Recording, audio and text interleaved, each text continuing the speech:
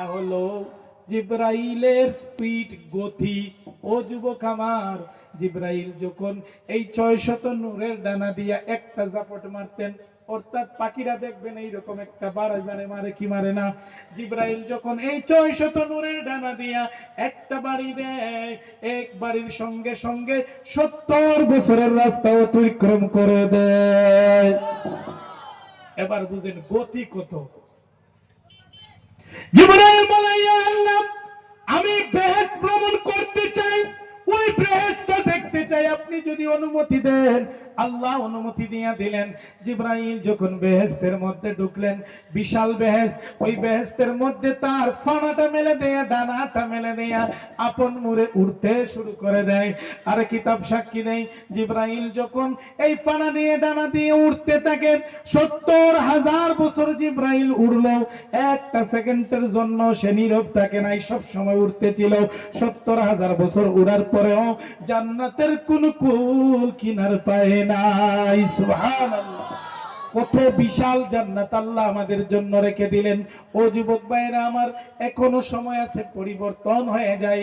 এখনো সময় আছে, 5 ওয়াক্তের নামাজ আদায় করি। এখনো সময় আছে, রমজানের রোজা গোলা রাখো। এখনো সময় আছে, আল্লাহ ওয়ালা হয়ে যাও। এখনো সময় আছে, হক হালাল পথে চলাফেরা করো। কেননা আমরা দুনিয়া দুনিয়া করে পাগল হয়ে গেছি। এই দুনিয়ার মধ্যে কিছুই নাই। দুনিয়া কিছু আমাদের জন্য ক্ষণস্থায়ী, দুনিয়া কারোর জন্য চিরস্থায়ী না। এই দুনিয়ার জন্য আমরা কেউ চিরস্থায়ী আসি না। ও বন্ধু আমার, আমাদের যতই টাকা হোক না কেন, পয়সা হোক না কেন, ধন সম্পদ হোক না কেন, এই টাকাগুলো আমাদের কাজ আসবে না। এই টাকাগুলো আমাদের কোনো ধরনের প্রয়োজনে আসবে না। কেননা আপনার আমার প্রাণ পাখিটা যখন উড়ে যাবে, এই প্রাণ পাখিটা যখন আমাদের কাছ থেকে উড়ে যাবে, দুনিয়ার সম্পদে আমাদের কোনো কাজ দিবে না। ঠিক না ঠিক? আজকে আপনি লক্ষ লক্ষ কোটি কোটি টাকা বানাইলেন, এই টাকা আপনার, টাকার অভাব নাই, পয়সার অভাব নাই, কিন্তু তারপরেও এই টাকা দিয়ে তুমি আজরাইলকে কিনতে পারবা না। ঠিক না বেটি? টাকা দিয়ে কি আজরাইলকে কিনা যায়? আরো জোরে বলি, কিনা যায়? এই টাকা দিয়ে তুমি আজরাইলকে ফিরাইও দিতে পারবা না। এই টাকা দিয়ে তুমি আজরাইলকে কিনতেও পারবা না। আমার ভাইয়েরা, বন্ধুরা, ও যুবকেরা রে, তাহলে কিসের এত বাহাদুরি, কিসের এত টাকা টাকা করি? আপনি আমি যখন মারা যাব, আমাদের প্রাণ পাখিটা যখন উড়ে যাবে, তখন আর মানুষ আমাদের আর আব্দুর রহমান বলে সম্বোধন করবে না। ওই মানুষগুলো আমাদের নাম বদল করে দিবে, মানুষগুলো আমাদের লাশ বলে ডাকতে শুরু করে দিবে। আর যখন ইন্না লিল্লাহি ওয়া ইন্না ইলাইহি রাজিউন মসজিদের মধ্যে যখন ঘোষণা করা হবে, এই অমুক এলাকার, বাউরাকান্দি এলাকার আব্দুর রহমান নাই, মানুষেরা যখন আমার আপনার বাড়ির মধ্যে যাবে রে যুবক, তখন আর এই মানুষগুলা তোমাকে নাম ধরে সম্বোধন করবে না। সাথে সাথে বলবে, লাশটারে তুমি খাটের উপর থেকে নামায়া দাও, ওই লাশটারে তোমরা গোসলের ব্যবস্থা করো, লাশটারে কাফন দাফনের ব্যবস্থা করো। যুবক রে, তাই বলি এখনো সময় আছে, দুনিয়ার মধ্যে কিছুই নাই, কিছুই নাই। তুমি লক্ষ লক্ষ কোটি কোটি টাকা উপার্জন করো, একটা টাকাও তোমার মরার পরে কাজে আসবে না। এই টাকাগুলা তোমার কোনো কাম দিবে না। এই টাকা দিয়ে তুমি আজরাইলকে ফেরাও দিতে পারবা না। তুমি যদি লক্ষ লক্ষ কোটি কোটি টাকার মালিক হও, তারপরেও তোমার জন্য থাকবে 3 কানা কাপড়। ঠিক না বে ঠিক? এই 3 কানা সাদা কাপড় তোমাকে দেওয়া হবে। আর একজন রিস্কাওয়ালাও মরে গেলে তার জন্য ওই সাদা 3 কানা কাপড়ের ব্যবস্থা। আরে কোন মুসি যদি মারা যায়, তার জন্য সাদা 3 কানা কাপড়ের ব্যবস্থা। আর তুমি টাকাওয়ালা, পয়সাওয়ালা, সেট মানুষ যদি মারা যাও, নতুবা তুমি এমএলএ, মন্ত্রী, মিনিস্টার মারা যাও, তোমার জন্য এই সাদা 3 কানা কাপড়ের ব্যবস্থা করা হবে। আমি আপনাদের কাছ থেকে জানতে চাই, যদি কোনো মানুষ টাকাওয়ালা থাকে, মন্ত্রী, মিনিস্টার থাকে, তাহলে কি তার কাফনের কাপড়টা কি গোলাপি দিয়া দিব? দিবনি কেউ? নাকি নীল দিব, হলুদ দিব, অন্য কোনো কালার দিব? হবে না, হবে না রে, হবে না। কেননা প্রত্যেকের জন্য সাদা 3 কানা কাপড়ের ব্যবস্থা করা হবে। ও যুবক বন্ধু আমার, আজকে তুমি টাকা টাকা বলে পাগল হয়ে গেলা, দুনিয়ার জমিনে আল্লাহর ইবাদতি করলা না, তুমি মাওলাকে চিনলা না, তুমি আল্লাহর বলে দেওয়া রাস্তা অনুসরণ করে চললা না।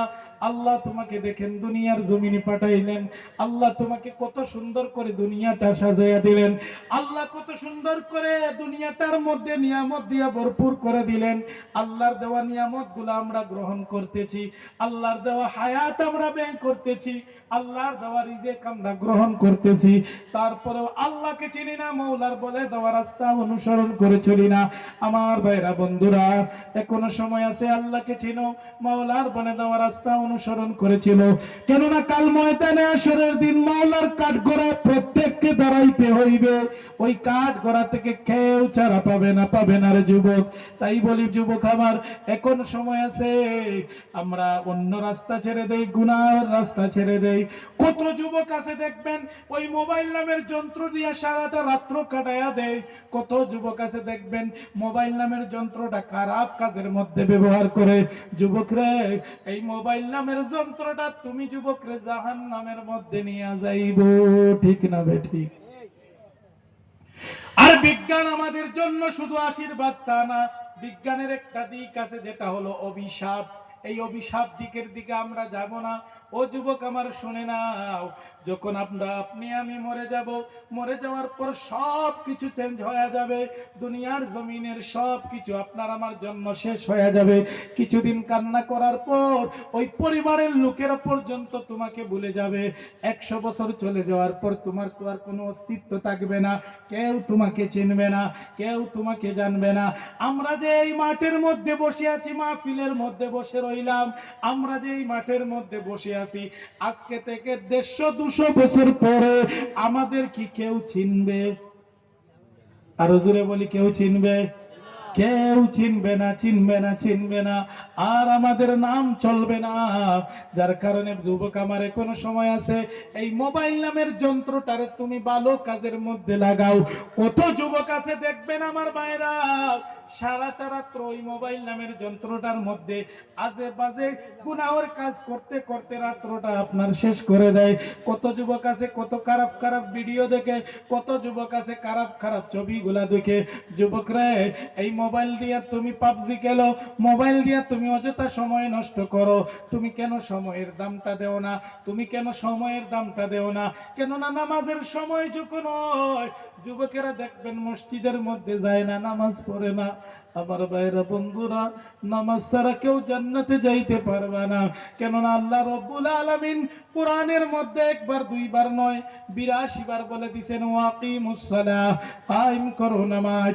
আমার আপনার নবী বলেন, উম্মত রে, ও জগতের উম্মতের দল, আসসালাতু মিফতাহুল জান্নাহ, নামাজ হইল জান্নাতের চাবি। কিন্তু আমরা নামাজ পড়ি না, আমাদের কাছে রোজা নাই, আমরা হক পথে চলাফেরা করি না, আমরা অযথা সময়টারে নষ্ট করি, ঠিক না বেঠিক? আরো জোরে বলতে হবে, ঠিক না বেঠিক? আপনারা যারা এই মাহফিলে বসে আছেন, যারা কোরআন হাদিসের আলোচনাগুলো শুনতেছেন, আপনাদের ভাগ্যটা ভালো না খারাপ? আরো একটু জোরে বলি, ভালো না খারাপ? যারা রাস্তাঘাটে দোকানপাটে বাড়ির মধ্যে আছে, তাদের ভাগ্যটা ভালো না খারাপ? আরো একটু ইমানি আওয়াজ দিয়ে বলি, ভালো না খারাপ?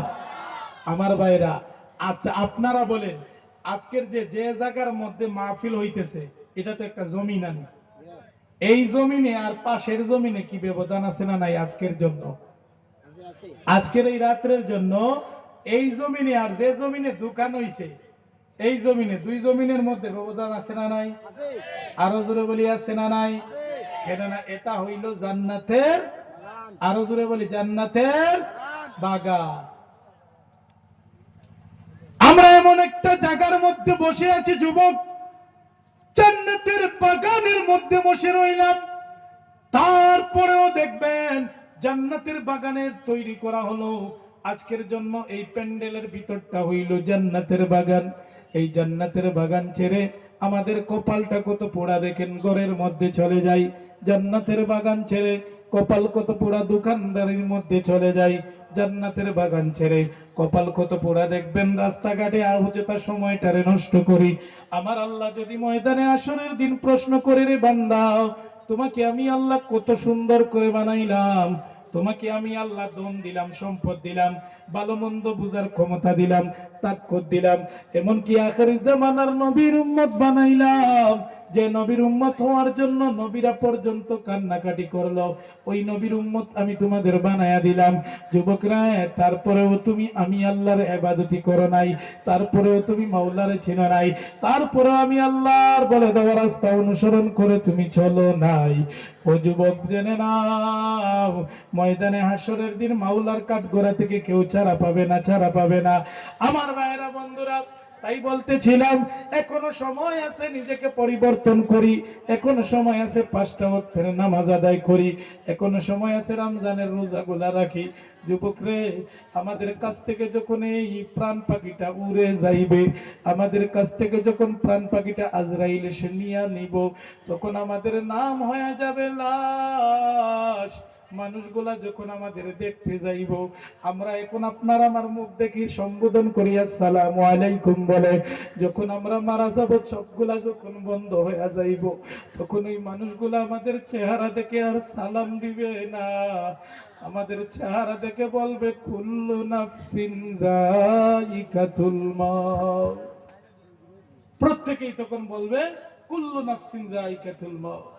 যখন এই প্রাণ পাখিটা উড়ে যাবেন, আমাদের কোনো আর দাম থাকবে না, আমরা কোনো কথা বলতে পারবো না। যদি মানুষটা নেককার হয়, তাহলে কবরে রাখার সাথে সাথে এমন একটা ঘুম দিবে, এক ঘুমে কিয়ামতের দিন উঠবে। আর যদি মানুষটা জাহান্নামী হয়ে যায়, কবরের মধ্যে কত আযাব, কঠিন আযাব শুরু হয়ে যাবে রে যুবক। এই বলি, এখনো সময় আছে, কবরের ভয় করো, এখনো সময় আছে, মরণের ভয় করো, এখনো সময় আছে, কিয়ামতের দিনের ভয় করো। এই ভয় যদি তোমার কাছে থাকে না, তাহলে ময়দানে হাসরের দিন হয়তো বা তুমি জাহান্নাম ছাড়া কোনো উপায় থাকবে না। ঠিক না বেঠিক? আমার ভাইয়েরা, বন্ধুরা, তাই বলে এখনো সময় আছে, নিজেকে পরিবর্তন করতে হবে। ও যুবক বন্ধু, আল্লাহ রাব্বুল আলামিন যুবক সময়ের ইবাদতটা সবচেয়ে বেশি ভালোবাসেন। আমরা যুবক ভাইয়েরা এখনো পরিবর্তন হয়ে যায়, কেননা ময়দানে হাসরের দিন একজন মানুষও বুড়ো থাকবে না, একজন মানুষও কালো থাকবে না, একজন মানুষও বেটে থাকবে না, একজন মানুষও আপনার তুতলা থাকবে না, বুবা থাকবে না, একজন মানুষও আপনার পঙ্গু অবস্থায় থাকবে না। সব মানুষগুলাকে আল্লাহ যুবকে পরিবর্তন করে দিবেন। জোরে বলা যাবে নি সুবহানাল্লাহ? এই ময়দানে হাসরের দিন কি এমন একটা দিন, যেদিন নাকি যে মানুষের নামায় আমলের খাতাটা ডান হাতের মধ্যে দেওয়া হবে, এই মানুষটাই হবে জান্নাতি। আমরা জান্নাতে যাইতে চাই না জাহান্নামে? আরো জোরে বলি, জান্নাতে না জাহান্নামে? ইমামি আওয়াজ দিয়ে বলি, আমরা জান্নাতে যাইতে চাই না জাহান্নামে?